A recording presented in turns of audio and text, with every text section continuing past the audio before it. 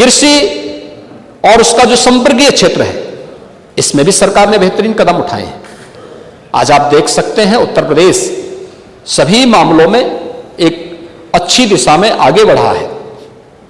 और मुझे लगता है कि उत्तर प्रदेश के अंदर मोदी जी के नेतृत्व में देश के अंदर किसानों के लिए जो योजनाएं घोषित की, पहली बार किसान सरकार के एजेंडे का हिस्सा बना। एमएसपी केवल घोषणा नहीं होगी, बल्कि वास्तविक धरातल पर उसे एमएसपी का लाभ मिलता हुआ दिखाई दे। पहली बार हुआ कि किसान की जमीन के सॉइल हेल्थ कार्ड की व्यवस्था है, और पहली बार हुआ है उत्तर प्रदेश जैसे राज्य का किसान तो सर्वाधिक इस योजना का लाभ ले रहा है, और वह है प्रधानमंत्री किसान सम्मान निधि। क्या इस सम्मान निधि को किसी का चेहरा देख करके दिया गया है क्या? नहीं। किसान किसान है। और प्रधानमंत्री जी ने कहा देश की 4 ही जातियां हैं, 4 ही जाति देश के अंदर है। एक गरीब है, एक किसान है, एक महिला है और एक युवा है। ये 4 जातियां हैं। इन 4 जातियों से ही, इन चारों पर अगर हम फोकस कर लें तो देश के अंदर कहीं भी भेदभाव की बू नहीं आएगी।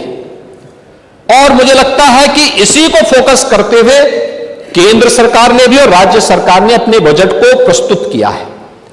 ये 4 के उत्थान के लिए, उनके जीवन में खुशहाली लाने के लिए सरकार के जो प्रयास प्रारंभ हुए हैं, कृषि सेक्टर अपने अन्नदाता किसानों के जीवन में परिवर्तन का माध्यम बना है। कृषि विज्ञान केंद्र इसके उदाहरण है। याद करिए 2016 में भारत सरकार उत्तर प्रदेश को 20 कृषि विज्ञान केंद्र देना चाहती थी। तत्कालीन सरकार ने नहीं लिया। 15-16 में देना चाहते थे, नहीं लिया। 17 में सरकार बनी, हमारे कृषि मंत्री मेरे पास आए कि 20 कृषि विज्ञान केंद्र मिल रहे हैं। मैंने कहा तत्काल झटके से ले लो, इसमें देर नहीं करनी चाहिए। वे गए, 20 के 20 कृषि विज्ञान केंद्र आए। फिर मैंने कहा एक बार थोड़ा कृषि विज्ञान केंद्रों का विजिट तो करें, थोड़ा रिपोर्ट तो दें क्या स्थिति है। तो उन्होंने कहा बहुत खराब स्थिति है। मैंने कहा इसको कैसे ठीक होगा? उन्होंने कहा नहीं, हम ठीक करते हैं। और आज मैं कह सकता हूं कि हर कृषि विज्ञान केंद्र नियमित अपनी रिपोर्ट विश्वविद्यालयों को देता है, और विश्वविद्यालय अपनी रिपोर्ट शासन को उपलब्ध करवाता है।